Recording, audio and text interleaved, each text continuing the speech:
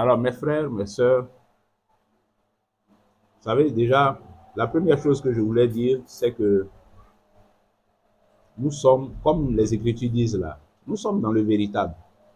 Nous sommes ce dans quoi nous sommes là. C'est ça qui est bon. C'est ça qui est bon. La part qui nous a été faite par le Seigneur, qui nous a rachetés et qui nous a fait connaître la vérité qui s'est révélée à nous. C'est ça qui est bon. C'est ça qui est la vraie vie. Il faut que ça, on puisse toujours se le rappeler. C'est ça qui est la vraie vie et vivons cette vraie vie-là. Ouais, non, on peut la vivre. Ça ne sert à rien d'avoir un trésor et puis de ne pas en user, de ne pas faire usage de ce trésor-là. Ça ne sert à rien d'avoir un trésor et puis d'être comme quelqu'un qui n'a pas ce trésor. La vie que nous avons par Jésus-Christ, c'est un trésor d'une valeur inestimable. Donc, cette vie-là, il faut la vivre, il faut qu'on la vive, il faut que nous vivions notre vie de disciples de Jésus, de serviteurs, de servantes de Dieu, notre vie de chrétien, d'enfants de Dieu. Vivons-la, parce que ce n'est pas quelque chose que le langage humain, que la pensée de l'homme, l'intelligence de l'homme peut expliquer. Non. Bon, le monde existe, hein, l'univers existe et tout ça.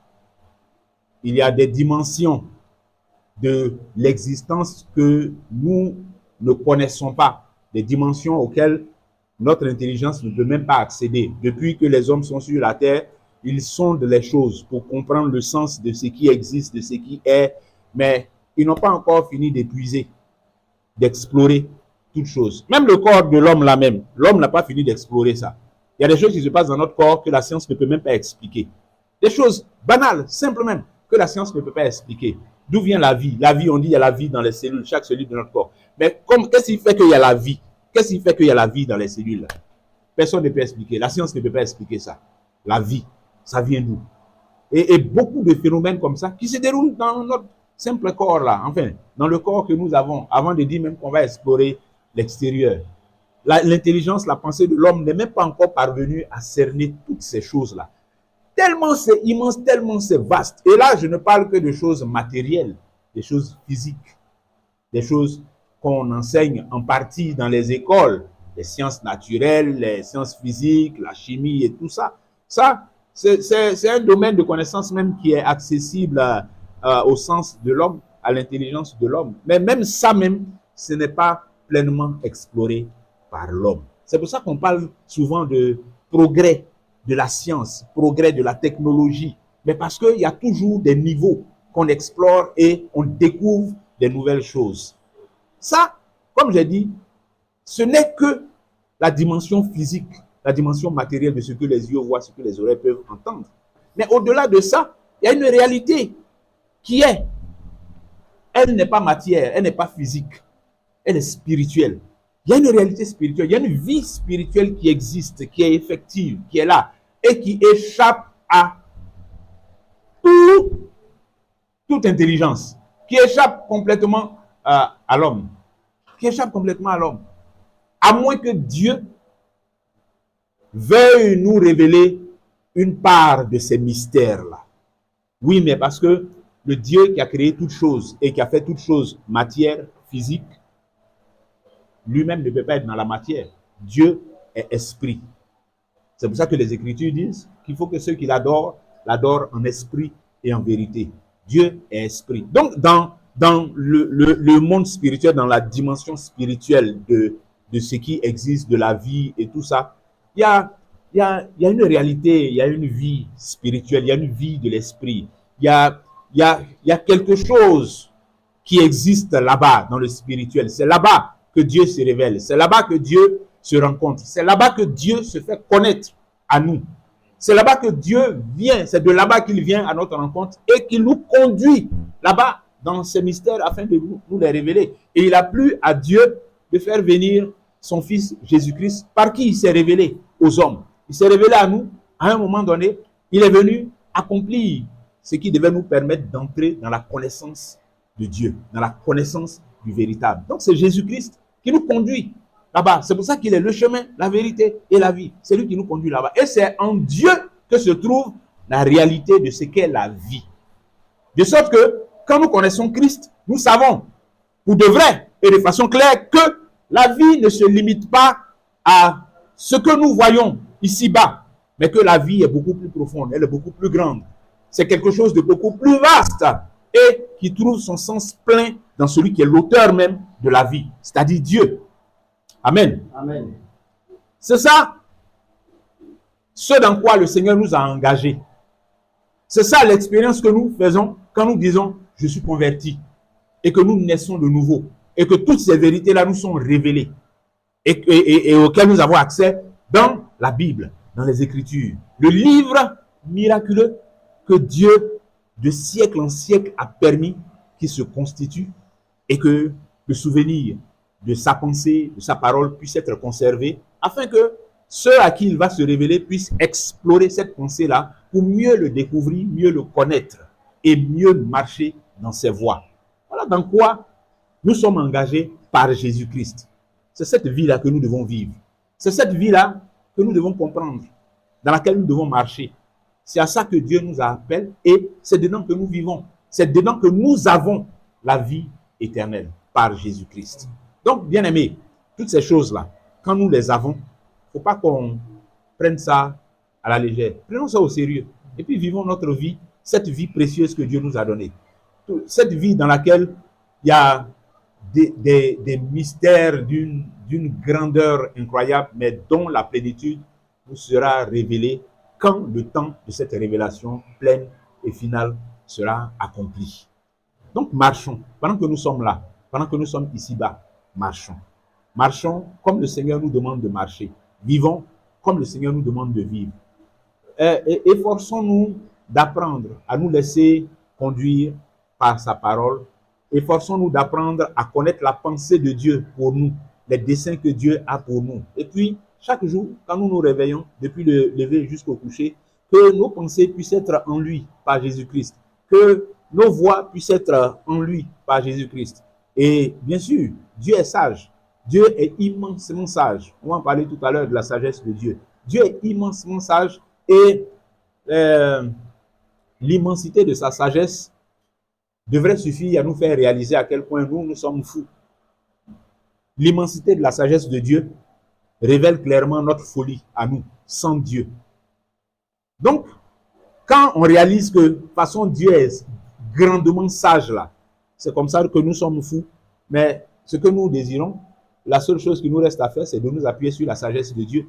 C'est de désirer marcher selon la sagesse de Dieu et non pas selon nos voies, pas selon nos désirs, selon la façon dont nous on voit la vie, la façon dont on voit le monde. Non, le monde dans lequel on est à dessiner des choses, créer des choses, conçu des choses, etc., sur lesquelles il marche. Mais nous avons la révélation du véritable dans lequel nous avons la vie. Les choses dans lesquelles nous avons la vie nous sont révélées par Jésus-Christ. Et nous avons ces choses-là qui nous sont rappelées dans les Écritures. Dieu permet que des gens puissent être éclairés à un moment donné dans leur marche ici-bas. Et puis, il les rassemble, comme nous sommes rassemblés ici aujourd'hui, pour être édifiés, pour apprendre à connaître davantage les voies de Dieu, pour apprendre à vivre l'amour de Dieu, parce que Dieu est amour fondamentalement, pour apprendre à vivre cet amour-là, que Dieu, par son esprit qui habite en nous, par sa parole, qui nous permet de connaître sa pensée, et que nous nous approprions et qui habite en nous, par tout ce mouvement de l'esprit-là, eh bien, nous sommes changés, transformés, nous sommes outillés par Dieu, équipés, rendus capables de marcher selon ce que Dieu veut que nous vivions comme vie, que nous marchions selon ce qu'il veut que notre vie soit, la façon dont il veut qu'on marche. Et il peut arriver que notre façon de comprendre la vie, notre façon de voir la vie, soit différente de la façon dont Dieu envisage notre vie. Ça peut arriver, mais parce que c'est lui qui est infiniment sage. Donc, il est possible que nous, dans notre faiblesse, dans nos égarements et dans nos folies, on puisse voir les choses allant vers la gauche, alors qu'en réalité, Dieu veut que ça aille vers la droite ou bien que ça aille tout droit. Mais quand ces choses-là, nous en prenons conscience, il faut qu'on puisse ressaisir et puis redresser nos voies. Redresser nos voies. C'est à cela que servent les Écritures. Car toute Écriture est inspirée de Dieu et utile pour enseigner, pour corriger, pour instruire. C'est afin que l'homme de Dieu soit accompli et propre à toute bonne œuvre. Donc, c'est ça que notre vie doit être. C'est dedans qu'on doit s'inscrire. C'est ça que nous sommes appelés à vivre chaque jour. Vivre ça. Vivre ce que le Maître lui-même, qui est la révélation de Dieu, Jésus-Christ, vivre ce que Jésus-Christ a vécu, ce qu'il est venu lui-même démontrer ici, ce dont il est venu nous donner la preuve que ça peut être vécu, et surtout que nous avons le secours de son esprit. Vivons comme ça, bien-aimés, vivons comme ça. Même si à un moment donné, on a, bon, et ça je dis c'est naturel, qu'à un moment donné, on soit à un niveau faible ou élémentaire de la foi, c'est normal quand on commence. Et puis ensuite, ce qui est prévu dans la marche avec le Seigneur, c'est que dans cette marche, pendant cette marche, eh bien, que notre foi puisse se renforcer, qu'elle puisse se nourrir, qu'elle puisse s'affermir davantage, qu'elle puisse s'élargir, j'allais dire, à mesure que nous apprenons à connaître ce Seigneur, après qui nous allons, après qui nous marchons. Et quand notre foi se nourrit, qu'elle grandit comme ça, nous devenons de plus en plus mûrs. Et cette maturité-là, elle se manifeste à travers du fruit, le fruit de la maturité, le fruit de ce que nous sommes, de ce que nous vivons, le fruit de ce que nous produisons en tant que chrétiens, en tant que convertis, dans nos rapports les uns avec les autres, convertis comme nous, mais dans nos rapports également avec ceux qui n'ont pas encore connu la lumière de Christ. C'est ça la vie dans laquelle nous sommes, bien-aimés. Je rappelle ces choses que vous savez déjà, parce que c'est bon qu'on puisse se remémorer ça et puis remettre un peu de l'ordre dans des choses qui ont peut-être pu être dispersées. On a pu être tiraillé par pas mal de choses et puis réorienter maladroitement sur d'autres choses et puis déranger les priorités, au sortir des priorités telles qu'elles ont été établies par le Seigneur, qui nous a dit chercher premièrement le royaume et la justice de Dieu. Et puis, bon, ce dérangement-là peut faire qu'on dévie, et puis plutôt que de rester dans cet ordre de priorité-là, bon, on s'engage dans autre chose, sur d'autres voies qui ne sont pas bonnes. Ça peut arriver, mais c'est bon qu'on se ressaisisse quand on est éclairé là-dessus. Donc, quand nous partageons la parole de Dieu, quand nous nous retrouvons et que nous faisons tout ce qui concourt à notre édification, c'est à ça aussi que ça doit contribuer. Que notre ferveur dans la façon dont nous adorons Dieu, la façon dont nous le célébrons par nos cantiques, la façon dont nous écoutons sa parole, nous échangeons autour de la parole, tout ça doit nous apporter toujours de l'éclairage. C'est pour ça que la parole est lumière. Elle est lumière parce qu'elle éclaire, elle nous éclaire. Et elle nous éclaire, comme on l'a dit dernièrement, non pas seulement en surface, mais elle nous éclaire même en profondeur. C'est là-bas, elle éclaire, pour mettre de l'ordre, pour chasser les ombres, les ténèbres, et puis permettre que la lumière puisse nous guider, nous conduire dans la bonne direction, bien-aimés. Qu'il en soit ainsi. Que notre foi soit ainsi ordonnée, ainsi orientée, ainsi bâtie, selon le Seigneur, selon les Écritures. Amen. Amen. Vivons ça et vivons ainsi. Amen. Amen. Et vous voyez, si le Dieu que nous servons est comme ça, et si la foi dans laquelle nous marchons est ainsi présentée, on comprend que, comme nous sommes en train d'en parler depuis quelques temps, chercher ce Dieu-là, chercher le Dieu qui est comme ça et qui dispose des choses de cette manière-là, on comprend que c'est quelque chose qui ne doit pas être pris de façon légère. Chercher Dieu, ça ne doit pas être pris de façon légère. Les Écritures qui nous révèlent, qui nous exposent la sagesse du Seigneur, du Créateur, nous donnent cette image, d'accord, qui est le centre de ce que nous disons depuis quelques jours, cette image de la recherche de Dieu comme l'argent. Chercher Dieu, chercher ce Dieu tel que je viens de présenter son œuvre et son action dans laquelle il nous implique, le chercher comme l'argent. Le chercher comme l'argent. Et nous avons vu ensemble tout ce que ça renfermait, chercher Dieu comme l'argent.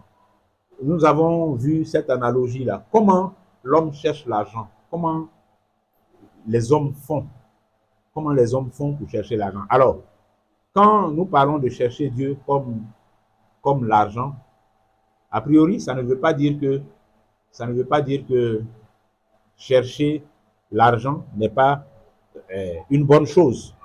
Ça ne veut pas dire que quand les Écritures disent chercher Dieu, si vous cherchez la sagesse comme l'argent, si vous la cherchez, la poursuivez comme un trésor, alors vous comprendrez. Ça ne veut pas dire, quand il dit ça, ça ne veut pas dire arrêtez de chercher l'argent ou bien ne cherchez pas l'argent. Non, ce n'est pas ça l'objet de cette parole-là. Les Écritures nous mettent en garde contre l'amour de l'argent, qui est une racine de tous les maux. Les Écritures nous mettent en garde contre la cupidité. Contre la cupidité. Les Écritures nous mettent en garde contre la déviation qui amène les hommes à prendre l'argent comme un maître et donc à tourner le dos au Seigneur. Parce que si l'argent devient maître, on ne peut pas rester encore esclave ou bien sujet d'un autre maître. Amen. Amen. Toutefois, chercher Dieu comme l'argent, comme je l'ai dit, c'est en rapport avec la ferveur, le zèle, la passion que les hommes mettent à chercher l'argent. C'est cet élément-là que le proverbe prend comme élément de comparaison. La ferveur, l'engagement, la considération que les hommes donnent à l'argent. C'est cet élément-là que le proverbe prend comme objet de comparaison avec la façon dont on devrait considérer Dieu et les choses qui le concernent. C'est cet élément-là de l'intérêt que l'homme trouve dans l'argent. Et donc cet intérêt le conduit à poursuivre l'argent, à rechercher l'argent d'une certaine manière. C'est dans cet intérêt-là et dans la manière que ça entraîne de chercher l'argent-là que se trouve la comparaison.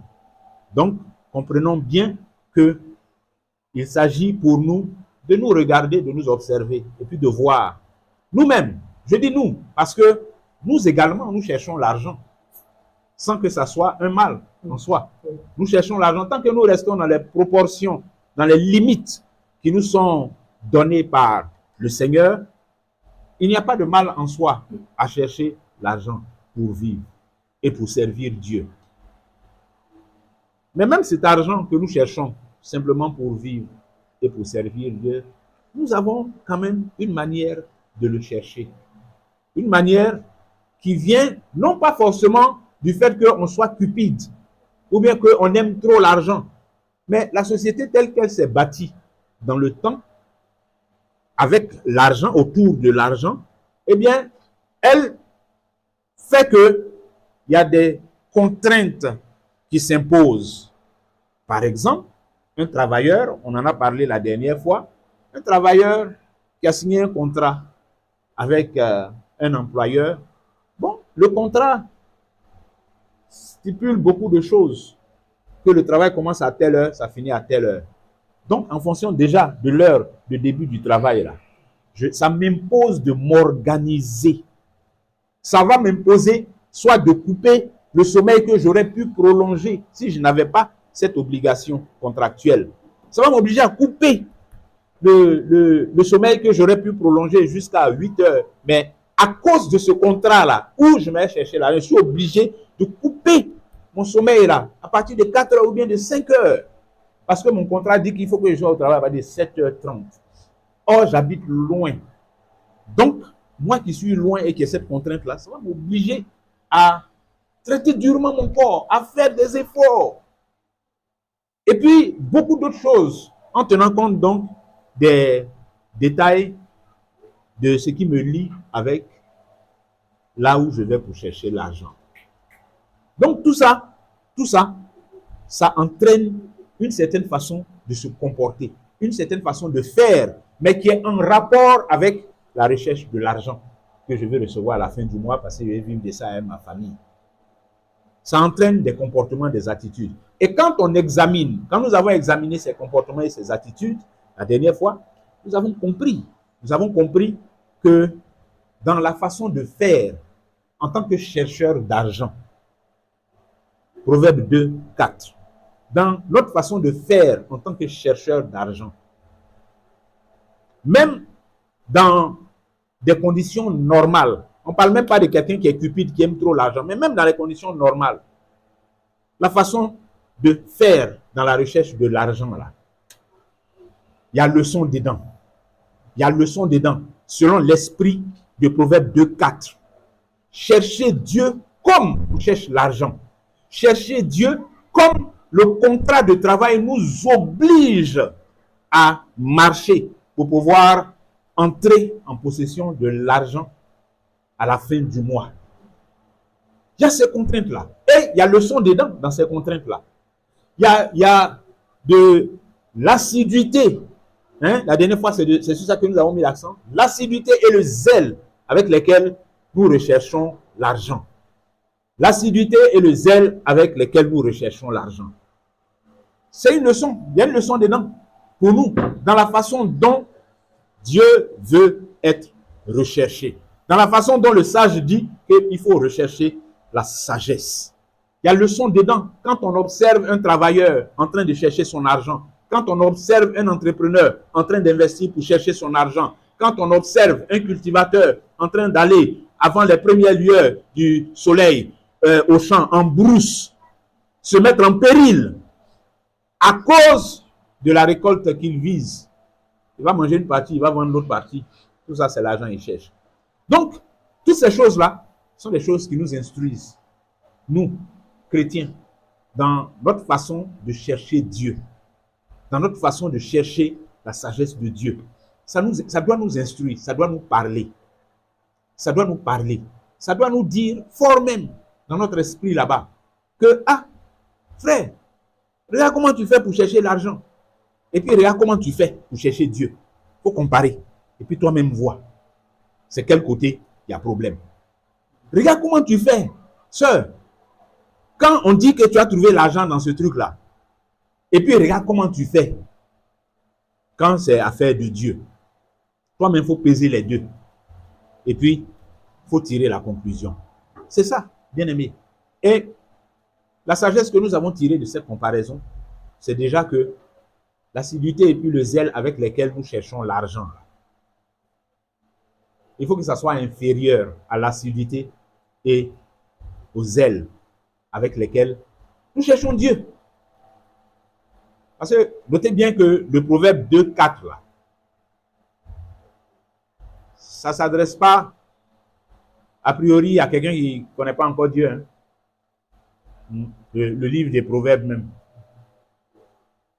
Maintenant, on va dire le proverbe 2, 4. Ça ne s'adresse pas a priori à quelqu'un qui ne connaît pas Dieu. Ça s'adresse à quelqu'un qui est déjà sur la voie là. Et c'est à lui qu'on dit. Donc, c'est à nous qu'on dit. Premièrement, ça peut, par extension, atteindre quelqu'un qui ne connaît pas encore Dieu. Et puis, bon, qu'on exhorte à rechercher Dieu avec ardeur. Mais, dans un premier temps, c'est à nous que ça parle. Nous qui disons marcher dans les voies de Dieu, c'est à nous, premièrement, que ça parle, que ça s'adresse. C'est à nous que le sage s'adresse et qu'il dit, mon fils, si tu cherches la sagesse comme l'argent et si tu la poursuis comme un trésor, tu vas comprendre. Tu vas comprendre la crainte de l'Éternel. Tu vas comprendre ce qui est dans Dieu. Dieu va se laisser trouver. Il va se laisser découvrir par toi. Il va se laisser comprendre. Parce que cette façon de faire là, Dieu aime ça.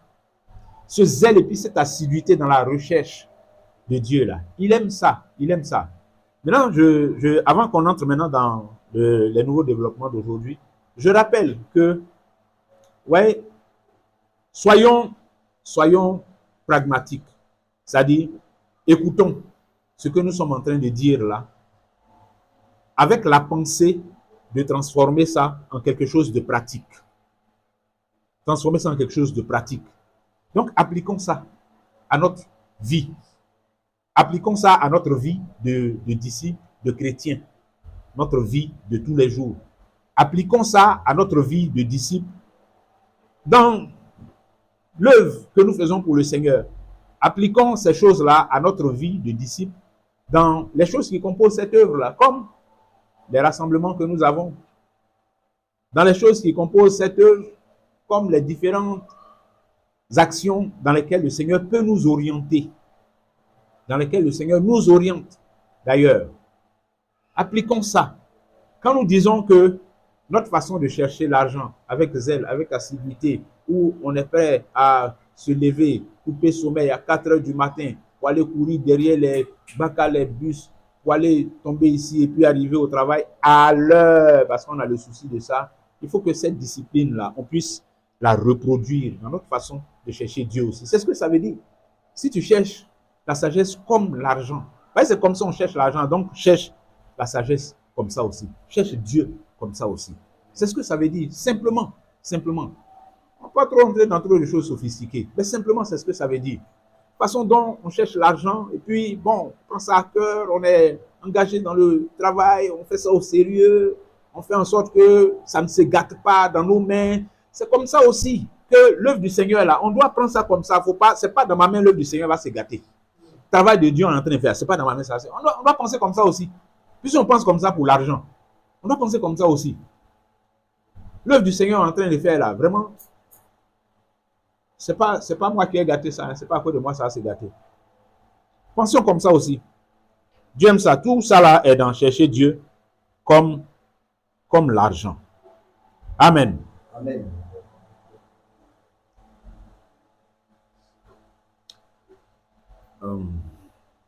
Regarde, pardon, il faut ouvrir une bouteille là pour moi, s'il te plaît. Merci.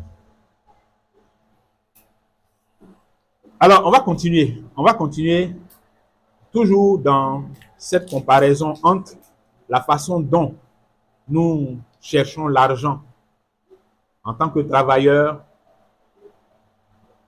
et la façon dont nous cherchons Dieu, la façon dont nous cherchons la sagesse de Dieu. Pour dire que,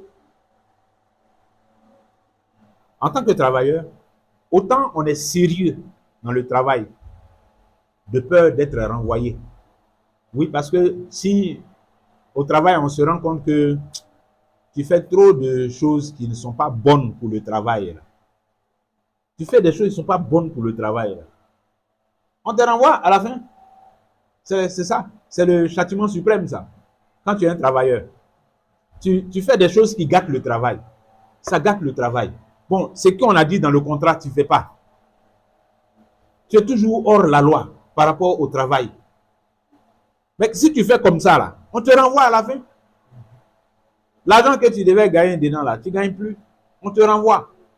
Maintenant, comme on a peur de ça en tant que travailleur, comme on craint d'être renvoyé et de ne plus avoir le bénéfice de cette ressource financière-là, on se range. On fait les choses correctement. On travaille comme le contrat attend qu'on le fasse, comme l'employeur attend qu'on le fasse. On travaille, on fait le travail. Parce qu'on ne veut pas être renvoyé. Si on a eu un temps de paresse ou bien de négligence et puis on nous a surpris et il y a des sanctions qui doivent tomber, sanctions suprêmes même pour dire, toi, on va rompre ton contrat pour faute lourde. Mais tu as pleuré, pleuré. Et si on t'a fait miséricorde, non mais c'est vu, tu deviens le plus zélé, le champion même. Parce que tu veux préserver ça. Tu veux préserver ton travail. Oui. Comment on fait pour chercher l'argent là? Alors autant on est comme ça, sérieux, pour ne pas se faire renvoyer, mais autant on doit chercher Dieu sérieusement, parce que Dieu aussi peut nous renvoyer. Dieu là, il peut nous renvoyer. Donc, autant on a peur de perdre notre travail là, autant il faut même plus, même pas autant. Il faut qu'on ait plus peur même de perdre la faveur de l'Éternel. De perdre ce privilège que Dieu nous donne de travailler pour lui. Il faut qu'on ait peur de ça. C'est vrai que la conséquence de ça, on ne la ressent pas immédiatement forcément. Hein.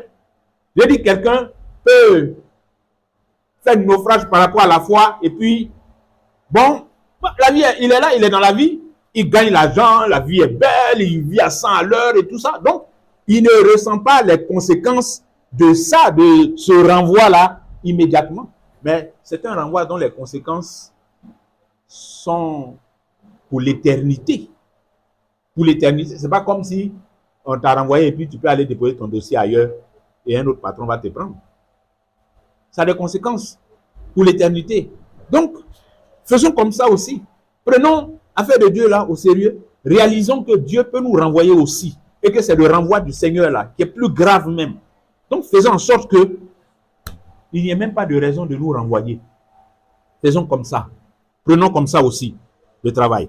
Prenons comme ça aussi le fait d'être dans le Seigneur. Pour ne pas être rejeté par Christ. Paul l'a dit. Je traite durement mon corps. J'ai peur d'être rejeté. C'est ça. Il ne faut pas qu'on soit dans la posture de celui qui dit à l'autre, tu ne convoiteras point, tu ne commettras point d'adultère, etc. Alors que toi-même, tu commets l'adultère, comme Paul dit. Il ne faut pas qu'on fasse comme ça. Il faut qu'on fasse au sérieux le travail du Seigneur. Et il faut qu'on prenne au sérieux notre présence, le fait que nous soyons en Christ. Il faut qu'on valorise ça, qu'on prenne ça au sérieux. Il ne faut pas qu'on crée les conditions pour être rejeté par Christ. Parce que ça là, afin d'être rejeté par Christ là, le Seigneur lui-même a fait cas de ça. En ce jour-là, plusieurs me diront, Seigneur, Seigneur, n'ai-je pas fait ci, n'ai-je pas chassé les démons, n'ai-je pas fait des miracles en ton nom? Et je leur dirai, arrière de moi, retirez-vous de moi, ouvrier d'iniquité. Je ne vous ai jamais connu. Mais pourquoi? Ça, c'est quelqu'un qui a marché d'une manière telle qu'il a été. Il avait déjà été vomi même par le Seigneur. Mais parce que ses voies étaient mauvaises. Donc, tu as beau revendiquer à la fin là-bas, il ne te reconnaît pas. Tu es rejeté depuis. Parce que tu n'as pas pris à cœur la façon dont on met cœur dans l'argent pour ne pas perdre son travail là. Tu n'as pas pris à cœur comme ça d'être accepté, d'être gardé, d'être approuvé par l'Éternel. Cherchons toujours à être approuvés par Dieu. Faisons ce qu'il faut pour être toujours approuvés par le Seigneur. Dans nos voies, les voies dans lesquelles nous passons, les choses que nous faisons, la façon dont nous vivons, faisons tout pour être toujours approuvés par le Seigneur et non pas rejetés. Parce que le Seigneur peut nous rejeter. Amen. Amen. Quand un travailleur a reçu une décoration comme ça, il est fier. Il est fier. Parce que c'est l'expression de la reconnaissance de l'État. L'État reconnaît que son travail là, vraiment, c'est un travail qui est important, qui est bon. Il travaille bien. Il a été un bon serviteur de l'État. C'est comme ça on les appelle. Elle était une bonne servante de l'État. C'est comme ça on dit ça. Et puis on les décore. Mais autant c'est comme ça et puis on est fier d'être décoré par l'État parce que la façon dont on a travaillé là. C'est vrai, en même temps on cherchait notre argent, mais dans l'argent que nous-mêmes on cherche là, quelqu'un pour qui on travaille là, il vient et puis nous félicite, et puis il nous décore, il nous manifeste sa reconnaissance. Mais de la même façon, bien aimé, il faut travailler de façon à ce que Dieu, qui est notre Père et pour qui nous travaillons là, soit satisfait. Que le Seigneur soit satisfait de notre travail. Que le Seigneur soit satisfait de notre façon de le chercher. C'est-à-dire Dieu lui-même, quand il regarde la façon dont tu le cherches là, et il est sur son trône et puis il dit, ouais, lui la façon il me cherche là, vraiment, je suis content même de ça. C'est ça. Faisons comme ça aussi. Regardez comment le Seigneur fait les louanges de Job. Comment Dieu fait Atalakou de Job dans les oreilles de Satan. As-tu vu mon serviteur Job? Un homme droit, qui marche droit, qui craint l'Éternel, qui se détourne du mal. Un homme intègre dans ses voies. Voilà ce que Dieu dit de Job. C'est ça. C'est comme ça que nous également, nous devons chercher Dieu. Et que Dieu nous voit comme ça. Que notre recherche de Dieu là, ça fasse que Dieu nous regarde de cette manière, que Dieu soit satisfait, que Dieu, notre Père, soit content. Comme un fils recherche la satisfaction de son père. Mais ça, là, nous tous, on a connu ça. Quand à la maison, le vieux t'a félicité pour quelque chose, mais tu es content. Le fait que ton père soit content de toi-même, tu es heureux. Le fait que ton père dise tes louanges sur des comportements que tu as eus, sur une attitude que tu as eue, sur ta façon d'être même au quotidien, tu es heureux, tu es content. Du bon témoignage que ton père rend de toi. Mais c'est ça que nous devons faire. Et que Dieu puisse également rendre témoignage de nous. Oui, parce que Dieu rend témoignage de nous, comme il a rendu témoignage de Job à Satan. Faisons comme ça aussi. Cherchons, que notre façon de chercher Dieu, là, ça soit comme ça. Que ça amène Dieu à rendre de nous un témoignage qui l'honore et qui le glorifie. Amen. Amen. Important. On va chercher à plaire à Jésus. Notre zèle, notre assiduité, tout ça là, c'est pour plaire à Jésus. Il faut qu'on plaise à Jésus. Il faut qu'on plaise au Seigneur Jésus. Il ne faut pas qu'on fasse... Non. On va chercher à lui plaire. On va chercher à lui plaire. Quand on cherche l'argent là, on sait que c'est l'argent en train de chercher. Quand tu cherches l'argent là, tu sais que c'est l'argent que tu es en train de chercher. Donc, quelque chose ne peut pas venir te distraire là pour mettre tes yeux ailleurs. C'est l'argent là. C'est ça qu'il veut gagner. On dit il y a un truc qui est là, bon, on peut avoir assez de sous là-dedans. Donc, on n'a qu'à se mettre dedans. On n'a qu'à faire, faisons le travail là. Et puis, quelqu'un va venir te distraire pour détourner ton attention sur autre chose. Que non, là-bas, la société là, c'est joli, hein? C'est joli. Si on travaille dans la société là, ce qui est bien, c'est qu'on sera dans le fréon. Ça sera bien. Et puis la société est propre. Quand tu vas dans les toilettes là, ça brille comme ça, c'est propre, ça sent bon. C'est pas ça, hein, comme l'autre côté là. Là-bas, c'est propre, c'est tout. Tout ça là, on a compris. Mais c'est l'argent qui est derrière à la fin là. C'est ça qui est l'objectif. C'est sur ça on est concentré. Donc, oui, on va aller dans cette société qui est jolie, qui est bien et tout ça là. Mais on va là-bas parce que c'est son argent là qu'on s'en chercher. Si il faut aller dans une autre société qui n'est pas aussi jolie que celle-là, mais où son argent sera plus qu'ici, on va aller là-bas. On va là-bas. Donc, quand on cherche l'argent là, on sait, on est concentré dessus, on sait que c'est l'argent là qu'on cherche. Ce n'est pas les choses périphériques là. On ne s'éparpille pas, on ne se disperse pas, ton attention n'est pas sur... Même si, dans le courant du mois, bon, on a fait quelques, je ne sais pas, on dit, bon, les travailleurs vont faire un petit truc là-bas, un petit cocktail, on dit quoi, after work. Ils vont se retrouver pour se rafraîchir un peu, se relaxer et tout ça. Oui, on va faire ça dans la foulée. Mais ce n'est pas l'after work là qui est l'objectif. Même s'il y a plaisir dedans, c'est pas ça qui est... Non, où on va là, c'est à la fin du mois. Le chèque qu'on va toucher là, le virement qui va se faire. C'est ça qui est le vrai point. Quand on est dans le travail, quand on est en train de chercher l'argent, c'est ça le vrai point. Même s'il y a d'autres choses qui peuvent se greffer là, c'est ça le vrai point. Et on ne se laisse pas distraire. On ne se laisse pas disperser. Il n'y a pas un travailleur qui dit que bon, moi vraiment, ici la main dans le travail, là, mais moi c'est les after work là, c'est ça mais qui peut me tuer. Donc moi c'est dedans, je vais mettre mon cœur. Jamais. Qui fait ça? Personne. Personne, ou bien quelqu'un est dans son bureau et dit, moi, le fait d'être dans le joli bureau fréonné là, ça me suffit même. Monsieur le comptable, enlevez mon nom sur la liste des payes là. Jamais. Ça n'existe pas. Le vrai point, c'est ce qui va se passer à la fin du mois. L'argent là. Et on ne se laisse pas distraire. On ne se disperse pas. Loin de ça. Il n'y a pas un travail qui se disperse. Loin de ça. Mais c'est comme ça que notre recherche de Dieu également doit pas être une recherche dispersée. On cherche le Seigneur là. On sait qui on cherche. On sait qui on suit. On sait ce qu'on recherche. On sait quelle est l'espérance qui est attachée à ça. On connaît. Et c'est ça qui est notre focus. C'est sur ça qu'on est focalisé. C'est ça qui attire notre attention. C'est Jésus qui est l'objet de notre recherche. C'est Jésus qui est l'objet de notre zèle, de notre assiduité, de notre passion. C'est Jésus. C'est Jésus. Ce n'est pas les choses périphériques. Ce ne sont pas les pains et les poissons qu'il va multiplier. C'est Jésus. Ce n'est pas la maladie dont il va nous guérir, c'est Jésus. Ce n'est pas le chômage dont il va nous tirer, c'est Jésus. C'est lui qui est l'objet de notre recherche. Et on doit être concentré sur ça, sur le vrai point. Le vrai point dans notre marche avec Dieu, dans notre recherche de la sagesse de Dieu, c'est Christ. C'est Christ qui est le point de mire. C'est Christ qui est l'objectif. C'est Christ, j'allais dire, qui est la cible. c'est Christ. C'est lui. C'est lui que nous regardons. C'est vers lui que nous allons. C'est lui qui nous attire vers le Père, qui nous conduit vers le Père. C'est Jésus. Donc, notre recherche de Dieu, là, il ne faut pas qu'on s'éparpille dans trop de choses périphériques, au point où ce sont ces choses périphériques-là qui vont devenir la priorité. Renversement de Matthieu 6, 33. Non.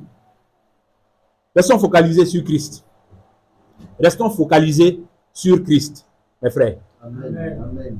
Celui qui détourne ses regards de Christ, son naufrage a déjà commencé.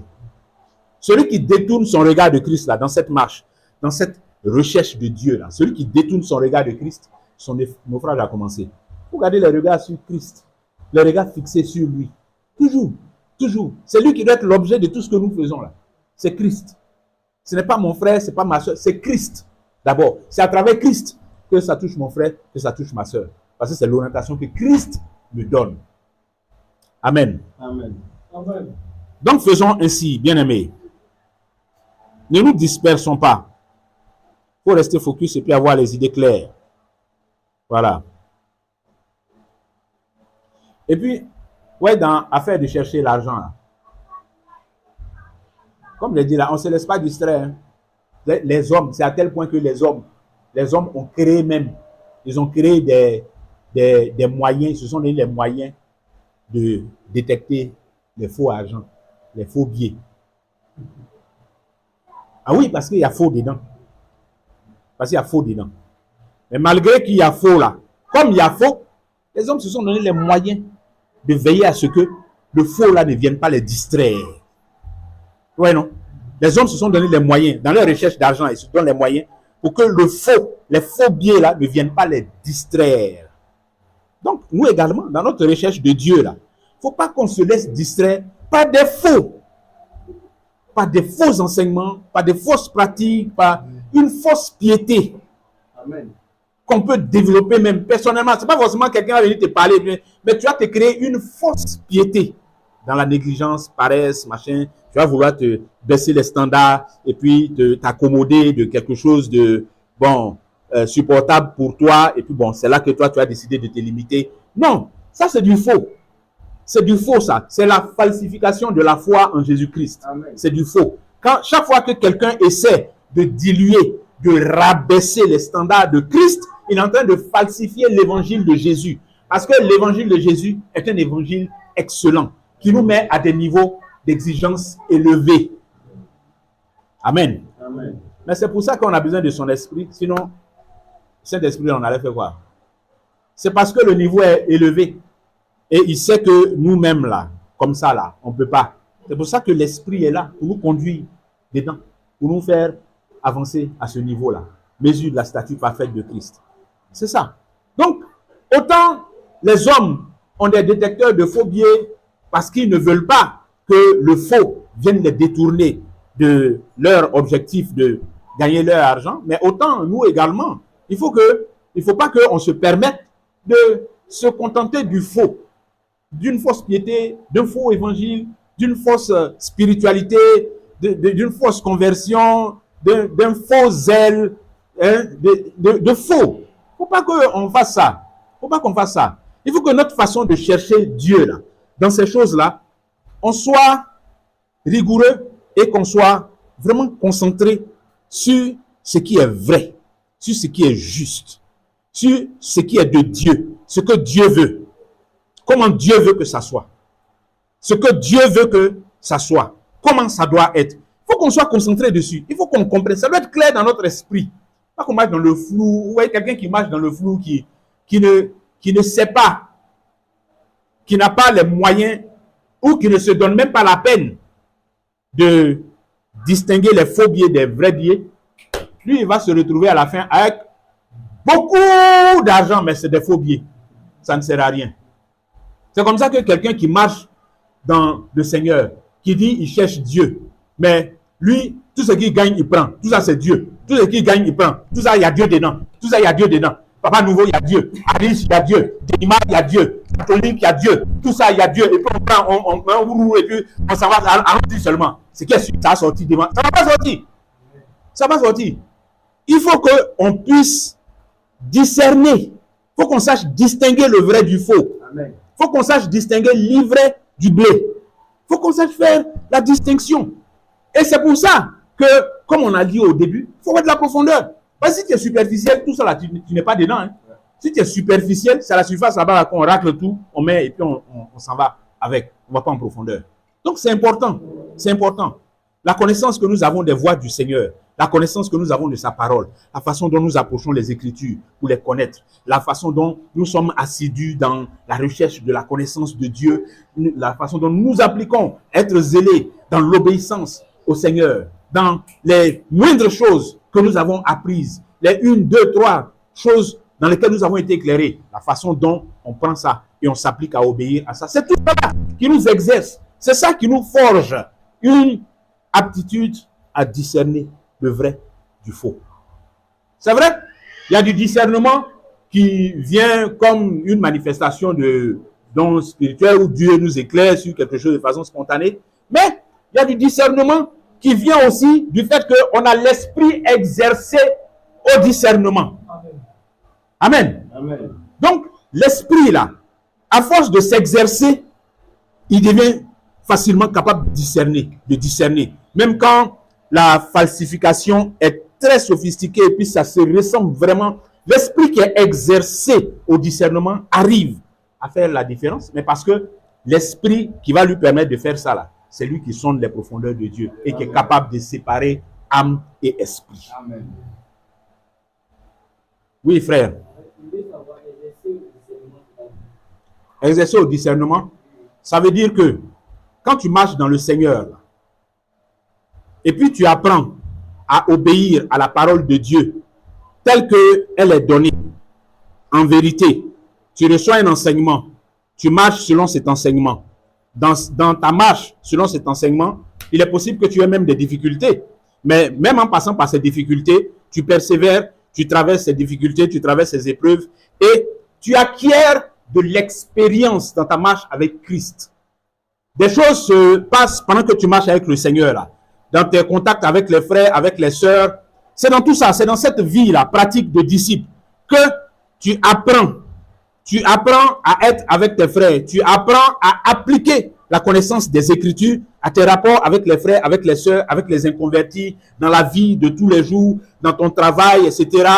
Les décisions que tu prends, les décisions que tu ne prends pas, les erreurs que tu commets, les réparations que tu fais. C'est dans tout ça que si tu restes dans la lumière de Christ, selon sa pensée, selon sa parole, et que tu traverses toutes ces choses-là, c'est comme ça que ton esprit est exercé à discerner ce qui est selon la volonté de Dieu et ce qui n'est pas selon la volonté de Dieu. Contrairement à quelqu'un qui se jette dans la facilité, que, hop là, il choisit tout là, il ne cherche pas la volonté de Dieu, hein, il ne cherche pas ce que les Écritures disent par rapport à ça, pour moi en tant que chrétien, se jette ici, se jette là, parce qu'il voit que c'est ça qui va l'arranger d'après lui, se jette là, se jette.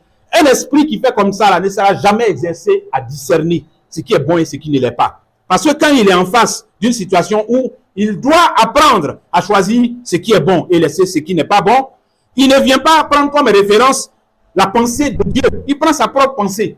Donc, il ne peut pas être exercé à discerner ce qui est bon de ce qui ne l'est pas. Ce qui est agréable à Dieu de ce qui ne l'est pas. Amen. Cyril, tu avais levé la main. C'est bon? Ok. Amen. Amen. Travail on fait pour chercher l'argent là. Il y a beaucoup, hein. Il y a travail qui est difficile.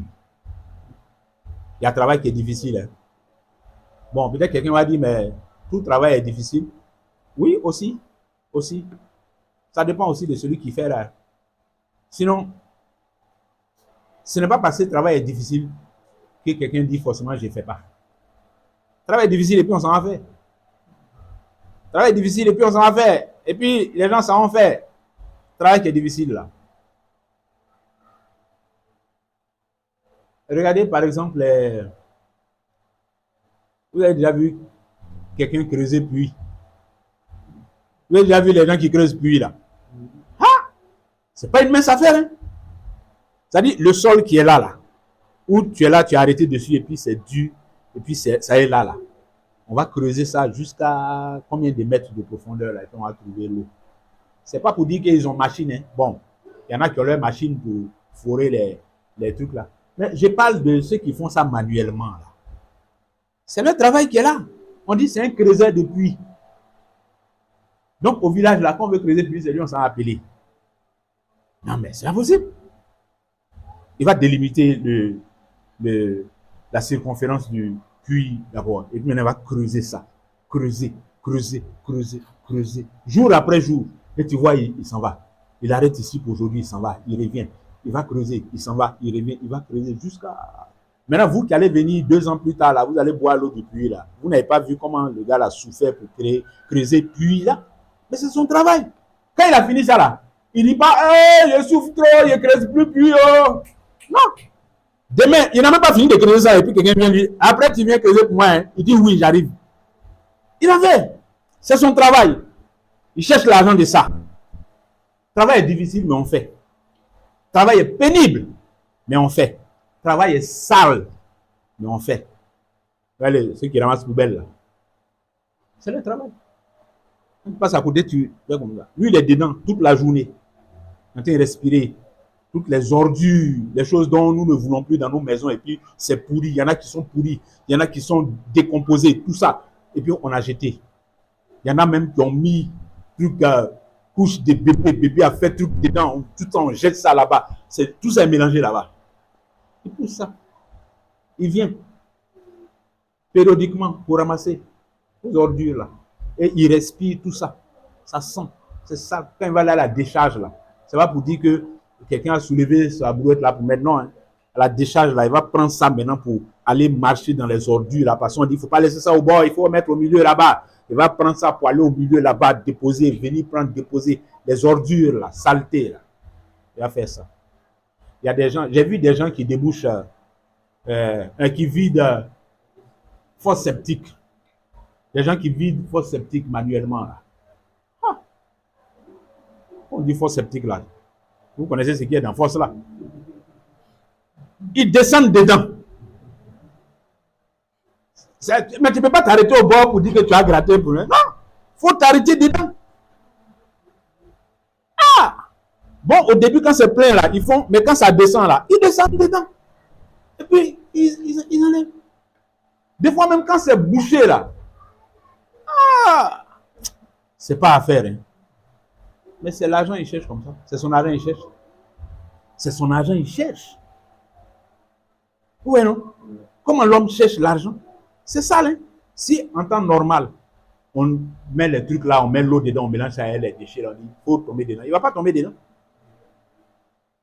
Mais quand il y a l'argent derrière, non, il faut mélanger tout ce que tu veux. Il plonge dedans. Il a fini. Il dit, j'ai fini, il m'a même lavé. Qui va savoir que je suis entré dans ça? Mais vous voyez, c'est sale. C'est pénible. C'est fatigant. Il y a des gens, même leur travail les tue. Hein. Des gens qui travaillent dans les usines des produits chimiques et tout ça là. Ils vont respirer des choses, respirer. Même si tu as porté cache-nez même, à partir d'un moment, tu commences. Et les gens qui sont dans ces travaux-là, ils ne durent pas là-bas. C'est-à-dire les contrats là. Puis on sait que ça les détruit. On signe des contrats qui sont courts. Le temps que, bon, on le libère, son organisme va se régénérer. Sinon, il va mourir dedans. Mais les gens sont travaillés. Je veux ajouter que oui, frère. Dans le domaine de l'inspection, je suis là. Les collègues qui font l'inspection avec ce qu'on appelle de la radio. De toute façon, nous, on fait radio dans la médecine. Voilà, il y a des collègues qui font l'inspection. Ils contrôlent certains équipements, mais avec l'appareil de radio. Voilà. Et là-bas, ce sont des équipements qui sont radioactifs, comme voilà, les bombes.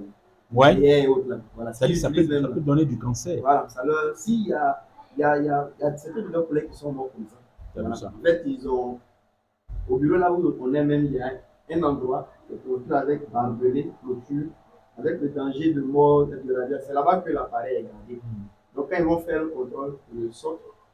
Et en fait, c'est encadré dans quelque chose qui fait que, malgré que c'est encadré, quand ils travaillent là, ils sont exposés, hein, mais à des rayons qui ne sont pas trop graves.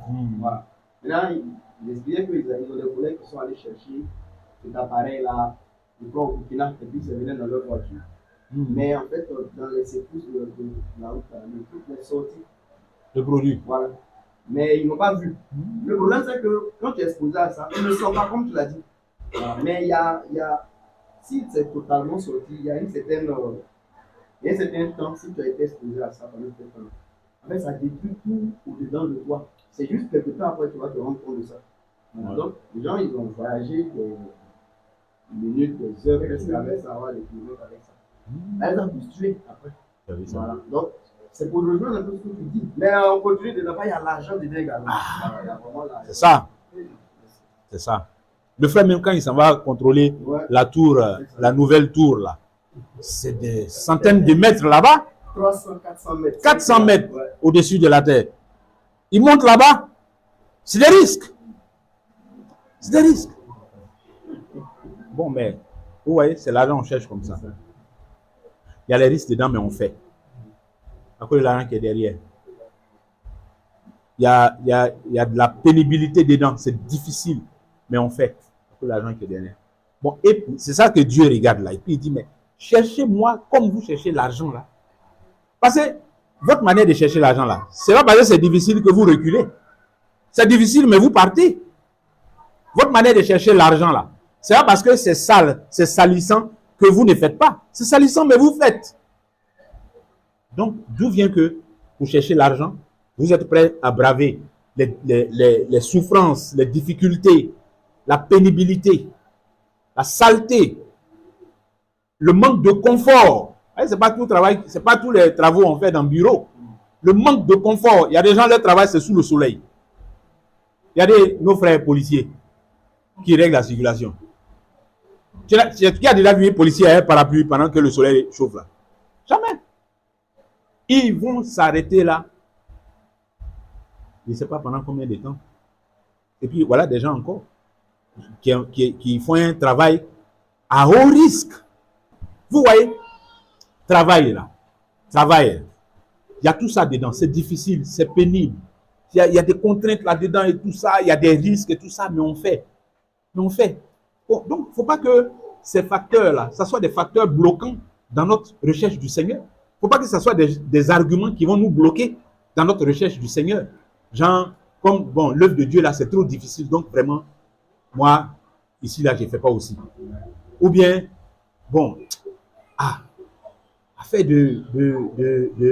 aller faire truc là. Est-ce que ça me fatiguait, hein? Ça me fatiguait. Moi, je ne vais pas, hein? Moi, je ne vais pas, hein? Et toujours, c'est toi qui ne vas pas, parce que tu es fatigué. Toujours, tu es fatigué. C'est trop compliqué. Vraiment, ça là, c'est trop. Quand c'est pour l'argent là, tu ne réfléchis pas comme ça, hein? Quand c'est pour l'argent là, tu ne calcules même pas pour dire que tu es fatigué. Tu es fatigué, mais tu as trimballé la fatigue là. Mais si c'est pour marcher sur tes genoux pour aller au travail, tu vas marcher sur tes genoux pour aller au travail. Comme j'ai dit là, on n'a qu'à être pragmatique. Soyons pratiques, quoi. On n'a qu'à s'appliquer ça concrètement. Hein? Parce que ça, on fait ça facilement. Hein? C'est une tentation dans laquelle on tombe, devant laquelle on succombe facilement. Hein? Là où on est prêt à faire des sacrifices pour le travail, là, on n'est pas prêt à faire les mêmes sacrifices pour l'œuvre du Seigneur. Donc, ça là, on n'est qu'à rectifier, on n'est qu'à régler ça. On n'est qu'à régler ça. Et puis, une observation que je veux partager avec vous.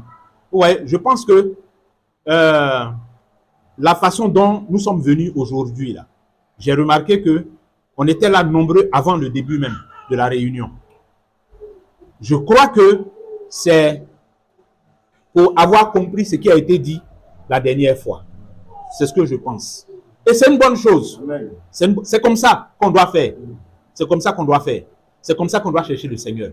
Maintenant, il faut éviter aussi les effets feux d'artifice. C'est-à-dire, comme le message est récent et que ça secoue un peu les émotions, on a corrigé des choses pour un temps. Et après, le feu là va s'éteindre et puis on va revenir aux mauvaises habitudes. Il ne faut pas faire ça. Il ne faut pas faire ça. De toute façon, on est en train de faire bien là. Continuons dans bien. Et à cet effet, j'aimerais également nous féliciter pour l'assiduité qui progresse dans les rencontres de 6h20. Là. je vois que ça progresse. Ça progresse. Ceux et celles qui avaient l'habitude d'être là et à l'heure, régulièrement, continuent d'être là. Et ceux et celles qui étaient un peu à la traîne ont commencé à rejoindre. Sur les 2 dernières semaines-là, il y en a, hein, pendant que je parle, il y en a qui se reconnaissent. Vous qui avez commencé à vous réveiller et à rejoindre cette marche-là, ce mouvement-là, c'est bien. C'est bien. Continuons comme ça. Continuons comme ça. Il faut qu'on cherche toujours à aller de l'avant. Hein? Parce que c'est ce qu'on est en train de dire là. Dans l'affaire de chercher l'argent là, il n'y a pas quelqu'un qui il vient, il fait son travail, il fait bien son travail un mois et puis l'autre mois là maintenant, les autres mois de l'année là maintenant, il fait ça mal. Non, tu sais qu'il y a une épée qui est sur ta tête. Si tu as fait mal là, l'épée va descendre. Hein? Donc, il faut, de toute façon, tu fais bien là, c'est vrai, là-bas c'est à cause de l'épée là que tu fais, mais il faut que ta conscience d'être ouvrier pour le Seigneur, ouvrière pour le Seigneur là, ça soit suffisant, sans même que tu aies recours à une épée qui serait sur ta tête et que Dieu va te frapper. Dieu ne frappe même pas dans les choses comme ça là, parce que Dieu veut un zèle authentique. Amen. Dieu veut un amour vrai, pas un amour de une fiancée qui vient tomber dans tes bras parce qu'elle a vu derrière toi là-bas 2 grosses cylindrées qui t'appartiennent. Donc elle vient te faire à tout, mais en réalité ses yeux sont sur ton argent qui est derrière toi là-bas et qu'elle a vu là. Dieu ne veut pas ça. Dieu veut une vraie fiancée qu'il aime d'un amour authentique. C'est ça qu'il veut. C'est comme ça qu'il veut qu'on l'aime. C'est pour ça que même quand tu commences à faire des choses avec négligence, il ne va pas te frapper. Il ne va pas te frapper, il va te laisser. Parce que aussi, une fiancée qu'on bouscule, elle vient vous dire, hey, chérie Coco, je t'aime. Ça, c'est quand je t'aime ça. Non, je t'aime de bousculade là. C'est pas je t'aime. Le vrai je t'aime qui plaît au Seigneur là, c'est quand il est là et puis il te regarde. Et puis, toi seul, la fiancée, tu tournes, et puis tu viens, et puis tu dis, oh, mon bien-aimé, je suis content de te voir. Il aime ça. Il aime ça. Amen. Plutôt que la fiancée qui va passer, tu vas dire, hey, tu m'as pas vu, tu m'as pas vu, tu m'as pas vu. Et puis tu dis, hey, pardon, hey, mon bien-aimé, je t'aime, oh, chérie Coco. C'est faux, c'est faux. Et c'est comme ça qu'on fait. C'est pour ça que c'est bon. Quand on a bien commencé, le mouvement, le bon mouvement dans lequel on est, les bonnes dispositions dans lesquelles on est là, continuons comme ça, poursuivons comme ça. Et que c'est ça qui honore le Seigneur. Hébreux 11, 36, 37 nous dit que d'autres subirent les moqueries et le fouet, les chaînes et la prison. Ils furent lapidés, sciés, torturés. Ils moururent tués par l'épée. Ils allèrent ça et là, vêtus de peau de brebis et de peau de chèvre, dénués de tout, persécutés, maltraités. Vous voyez les gens qu'on est en train de décrire comme ça là, ce sont des gens qui ont servi Dieu. Des gens qui ont servi Dieu. On dit ils furent maltraités, sciés, torturés, lapidés. Toutes ces souffrances-là, ils les ont vécues, mais ils sont demeurés dans la foi. Ils sont demeurés dans l'œuvre, dans le travail que le Seigneur leur a confié. Ils ont vécu ces choses-là jusqu'à la mort. Pour certains, ça les a conduits jusqu'à la mort, mais ils sont restés dedans. Ils sont restés dedans. Cherchons Dieu comme ça. Cherchons Dieu comme ça. Il y a ça aussi dedans, dans chercher Dieu de la façon qui va lui plaire là. Restons dedans. C'est chaud, c'est bizarre. Restons dedans. On est dans des situations où, par moment, peut-être même tu as envie de jeter l'éponge, tu as envie d'abandonner, tu as envie de laisser tomber. Parce que quand tu calcules là, tu vois que aller même dans la facilité là même, ça sera plus simple que de rester dans le Seigneur. Et puis il y a trop de barrières, il y a trop de choses que tu ne peux pas faire et tout ça. Alors que, bon, la vie telle que c'est devenu là, parfois tu te dis, bon, il faut que je m'aide un peu, comme les païens disent là. Aide-toi, le ciel t'aidera. Tu commences à philosopher sur ça maintenant. Ah mais oui, aide-toi, le ciel t'aidera. Non, les Écritures n'ont jamais dit aide-toi, le ciel t'aidera. Ça, c'est des philosophies païennes qu'on essaie de rendre bibliques. Donc, bien aimé, c'est difficile, mais restons dedans. Cherchons Dieu. Le chemin, Jésus nous a averti à notre Seigneur. Le chemin là, c'est pas un boulevard. Le chemin de Christ là, c'est pas un boulevard.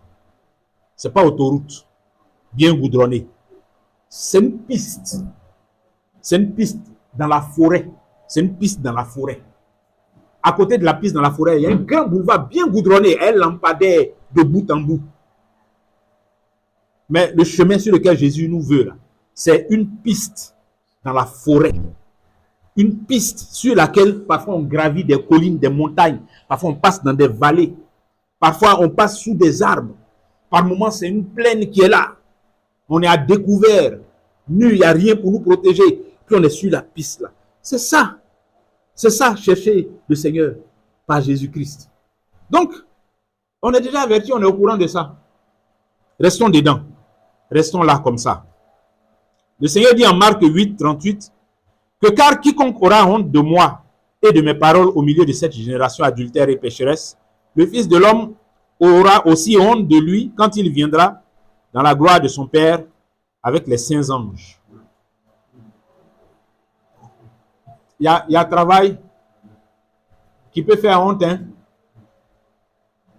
Mais tu vois les gens faire, hein. Travail là. Ça peut faire honte, hein, mais il y a des gens qui font ça. On a parlé, j'ai donné l'exemple de ceux qui ramassent poubelles là. Il y a des gens qui font ça. Parce qu'ils cherchent l'argent. Est-ce que vous voyez? Donc, notre façon de chercher le Seigneur là aussi, notre façon de chercher le Seigneur, il faut que il y ait aussi ça. Il ne faut pas qu'on ait honte. C'est-à-dire, il ne faut pas que la honte soit un obstacle pour nous dans la recherche du Seigneur. Il ne faut pas que la honte soit un obstacle pour nous, bien-aimés, comme le Seigneur Jésus dit ici. Il faut que ça soit un obstacle. C'est-à-dire, tu as honte même de parler du Seigneur à quelqu'un. Tu as honte tellement, tu as honte même. Parce qu'on va te voir comment? On ne va pas te voir comme, je ne sais pas, quelqu'un. Puisque tu sais un peu, on sait un peu l'idée que les gens se font des chrétiens, sont des rêveurs, eux, ils disent quoi? Eux, ils s'en vont au ciel. Eux, ils s'en vont au ciel. Bon, tu vois, il y a toutes ces idées-là. On sait que c'est comme ça le monde voit les chrétiens. Donc, ça fait que parfois, tu as honte là de te présenter comme chrétien et te présenter comme chrétien, là, ça voudra dire qu'il faut que tu parles un peu du Seigneur à quelqu'un qui est là. Donc, non, mais c'est encore resté comme ça, quoi. C'est encore resté comme ça. Les frères, on a regardé ça aussi, hein, ce côté-là, dans notre façon de chercher Dieu. Ben, tout ça, c'est dans chercher Dieu. Hein. La façon dont on présente le Seigneur, là, ça fait partie de chercher Dieu. Regardons ça aussi. Il ne faut pas que là où la honte ne nous empêche pas de faire certains travaux-là, la honte va nous empêcher de chercher Dieu. La honte va nous empêcher de chercher Dieu. On n'a qu'à revoir ça aussi, bien aimé. On n'a qu'à revoir ça. C'est important aussi. Ouais, c'est de toutes ces façons-là qu'on peut connaître Dieu. C'est de toutes ces façons-là qu'il faut chercher Dieu pour le connaître. Pas en étant irrégulier, indéterminé, hésitant, hein, on est léger. C'est pas comme ça. C'est pas comme ça. Il faut que la façon dont on est ferme, on est assidu, on est zélé, on est profond, on est engagé dans notre façon de chercher l'argent. C'est comme ça qu'au moins on doit aussi faire dans notre affaire de Dieu. C'est comme ça qu'on doit chercher aussi Dieu. Amen. Amen. Et puis le troisième aspect, donc ça c'était ce qui concerne l'assiduité et puis le zèle. D'accord? Tout ce qu'on a vu là. Donc, la première partie, c'était la profondeur. Il faut chercher Dieu en profondeur. La façon dont on cherche l'argent en profondeur. Il faut chercher Dieu en profondeur comme ça aussi. Et aller en profondeur, nous avons dit que c'était de pouvoir nous attacher vraiment au Seigneur de façon sérieuse, authentique, avoir une foi authentique, une foi qui s'appuie sur la connaissance que nous avons de Christ, la connaissance que nous avons des Écritures, l'expérience que nous avons de la marche avec Christ. La deuxième partie, c'était celle que nous venons de terminer, c'est l'assiduité. Être assidu et zélé. Dans la façon dont on est assidu et zélé dans notre travail, parce qu'on cherche l'argent là.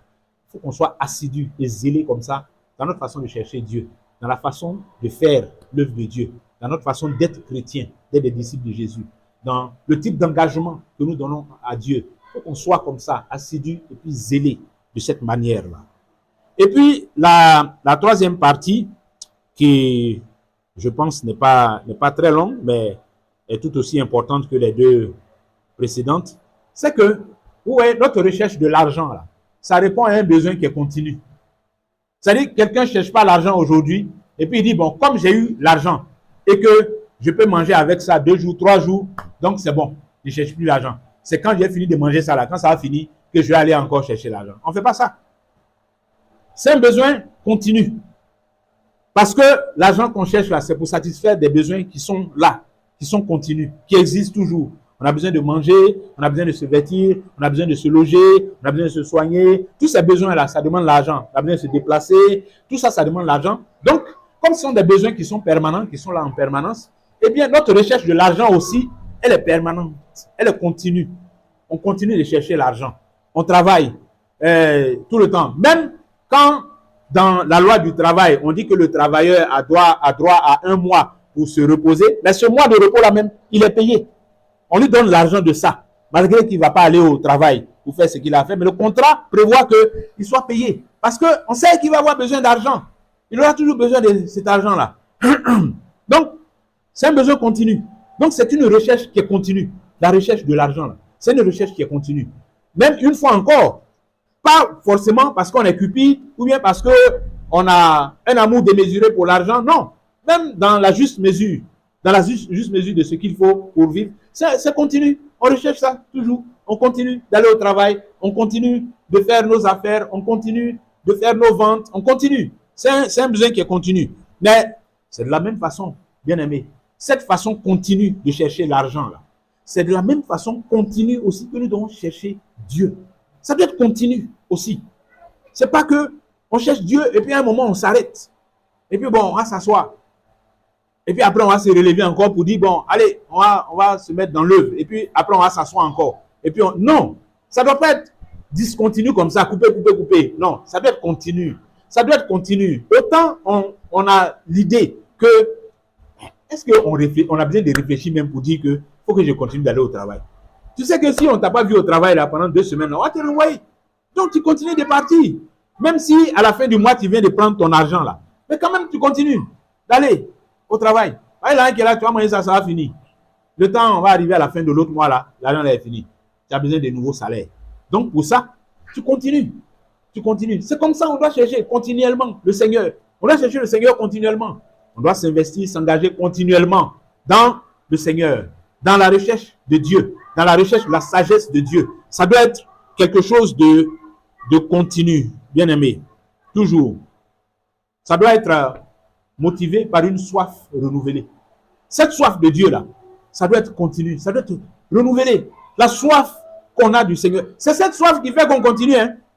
C'est celui qui n'éprouve plus cette soif-là qui s'arrête. Qui dit, bon, moi, de toute façon, je n'ai même plus soif de cette affaire-là. Donc, je peux m'en priver. Je peux m'arrêter là. Il faut avoir cette soif. La soif de rechercher le Seigneur. La soif de connaître le Seigneur. La soif de marcher avec Christ. D'être avec Christ. La soif de demeurer dans les voies du Seigneur. C'est important, bien aimé. Il faut qu'il nous soit impossible même d'envisager qu'on passe une journée sans avoir contact avec le Seigneur. Non. La façon dont, c'est-à-dire, je dis que c'est une recherche continue, la recherche de l'argent là. Ça veut dire lundi, mardi, mercredi, jeudi, vendredi. Parfois même, ceux qui vont lundi, mardi, mercredi, jeudi, vendredi là, quand samedi arrive, ils ne peuvent plus aller là-bas, mais ils cherchent autre chose encore. Donc, ils vont pour samedi là. Voilà. Et puis, comme nous, on se réunit dimanche après-midi, donc eux, ils vont prendre la matinée de dimanche là même pour aller chercher quelque chose encore. Donc, c'est continu comme ça. C'est continu comme ça. Bon, ceux qui ne sont même pas dans notre programme d'avoir nos rencontres les dimanches, pour eux-mêmes, dimanche même, ça peut être encore un jour de travail. Et puis, ils sont dedans. C'est pas facile. C'est pas facile. Mais justement, de toute façon, l'homme comprend que c'est important, il faut que je fasse ça.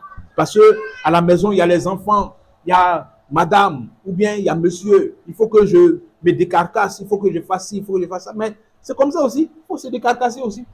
Pour que le travail du Seigneur soit fait. Amen. Que le Seigneur soit servi dans son œuvre comme il doit être servi, bien aimé. Parce que on comprend que c'est un besoin qui est continu.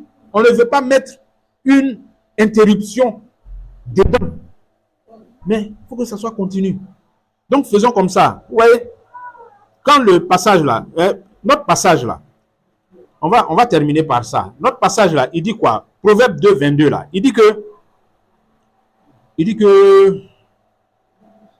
Proverbe 2, 22, 2, 4, pardon. Proverbe 2, 4 dit, si tu cherches l'argent, je lis à partir du verset 1 jusqu'au verset 5. Mon fils, si tu reçois mes paroles et si tu gardes avec toi mes préceptes, si tu rends ton oreille attentive à la sagesse et si tu inclines ton cœur à l'intelligence, oui, si tu appelles la sagesse et si tu élèves ta voix vers l'intelligence, si tu la recherches comme l'argent, si tu la poursuis comme un trésor, alors tu comprendras la crainte de l'Éternel et tu trouveras la connaissance de Dieu. C'est si tu fais comme ça là, que tu vas comprendre la crainte de l'Éternel et que tu vas trouver la connaissance de Dieu. Si tu le cherches comme l'argent, si tu ne le cherches pas comme l'argent, tu ne vas pas le trouver. Hein? Tu ne vas pas comprendre la crainte de l'Éternel. Alors, ouais, dans ce passage-là, le mot chercher, là, c'est autour de lui, on a beaucoup parlé. Hein? Chercher. Mais si je le mets en parallèle avec Matthieu 6, 33, qui dit chercher premièrement le royaume et la justice de Dieu. Ici, il a dit chercher Dieu comme l'argent. Chercher la sagesse comme l'argent. Et puis, si j'ajoute à ça, les Écritures qui nous disent que la crainte de l'Éternel est le commencement de la sagesse. Alors, quand on prend ces trois paroles-là, regardez, il est dit que la crainte de l'Éternel, c'est par ça que la sagesse commence. Proverbe 2, 4 là, il dit que de chercher la sagesse comme l'argent. La sagesse là, c'est quoi? La sagesse là, c'est quoi? Le commencement de ça, c'est la crainte de l'Éternel. C'est-à-dire ça commence par la crainte de l'Éternel. Ça veut dire que dans la sagesse là, il n'y a pas que la crainte de l'Éternel. Hein. La crainte de l'Éternel n'est que le commencement de la sagesse. Vous comprenez, non? Ça veut dire que la sagesse qui nous est demandée de rechercher comme l'argent là, c'est quelque chose de très immense. Parce que si ça commence déjà par la crainte de l'Éternel, vous imaginez, on dit que la crainte de l'Éternel n'est pas tout. Ce n'est pas toute la sagesse, mais ça fait partie de la sagesse. D'ailleurs, ce n'est que le commencement de la sagesse. Donc, cette sagesse qui est si immense là, comment tu peux la connaître? Comment tu peux la trouver? Si ce n'est pas en la cherchant, comme on a dit depuis combien de jours là? Parce que regarde comme elle est immense. La crainte de l'Éternel est présentée seulement comme le commencement de la sagesse. C'est-à-dire que quand tu es entré par la crainte de l'Éternel, il y a des choses maintenant à explorer. Il y a des choses à découvrir, à connaître, des choses à apprendre pour pouvoir appliquer son cœur et sa vie à ça. Tout ça est dedans, dans cette sagesse-là. Mais le commencement de ça, c'est la crainte de l'Éternel. Et tout ça, c'est ça que Proverbe 2.4 nous demande de chercher comme l'argent. Comme on cherche l'argent. Donc, bien aimé, cette sagesse-là, cette façon de chercher Dieu, cette façon de faire avec le Seigneur, si c'est ça vraiment que nous voulons, voici la voie. Si c'est ça que nous voulons, et d'ailleurs, il n'y a pas une autre voie qui nous est indiquée. Il n'y a pas une autre voie qui nous est indiquée. Je disais, je mets ça en parallèle avec Matthieu 6:33 qui dit chercher premièrement le royaume et la justice de Dieu. Certains se trompent en croyant que chercher là, ça veut dire, c'est comme la bouteille là est perdue. Et puis je fouille, et j'ai trouvé. J'ai cherché, j'ai trouvé. Est-ce que je vais continuer à la chercher? Je vais plus la chercher, puis je l'ai trouvé. Ça sert à quoi de chercher encore ce que j'ai trouvé?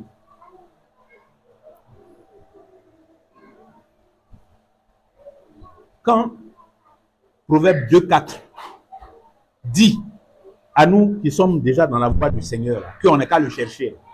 Mais on comprend que ce n'est pas chercher comme chercher la bouteille qui est perdue là. Mais sinon, ça veut dire que, bon, si j'ai trouvé le Seigneur, je ne le cherche plus. Il est fini. Et c'est l'erreur que certains commettent. Quand ils lisent Matthieu 6:33, ils disent que bon, cherchez premièrement le royaume de Dieu. Bon, nous on a cherché, on a trouvé. On a trouvé le royaume de Dieu. Donc, on va chercher les autres choses là maintenant. Erreur. Et qui nous fait tomber maintenant dans une hérésie. Parce que l'ordre de priorité tel que le Seigneur l'a établi, c'est un ordre permanent. C'est un ordre qui est permanent. La recherche de Dieu, la recherche des voies de Dieu là, c'est un exercice dans lequel on est tout le temps. Mais quand les Écritures disent cherche, si tu cherches la sagesse comme l'argent, bon, la sagesse là, la sagesse qu'on vient d'expliquer là, qui commence par la crainte de l'Éternel. La sagesse dont la crainte de l'Éternel n'est que le commencement. Ce truc immense là. Toi, tu as trouvé ça. Donc, tu vas t'asseoir. Tu as fini de trouver. Donc, bon, c'est fini comme j'ai trouvé la sagesse. C'est fini. Donc, je ne la cherche plus. Je l'ai. Non, bien aimé. C'est un besoin continu. Nous avons continuellement besoin de cette sagesse de Dieu. On a continuellement besoin de Dieu. On a continuellement besoin de le chercher. Besoin de rechercher ça, de chercher ce qu'il y a dedans. De rechercher les ressources qui sont dedans, dans la connaissance de Dieu. On en a besoin en permanence, de façon continue. C'est une quête dans laquelle nous sommes. C'est une marche dans laquelle nous sommes. C'est pour ça que Jésus se présente non pas comme un point. Il se présente comme le chemin.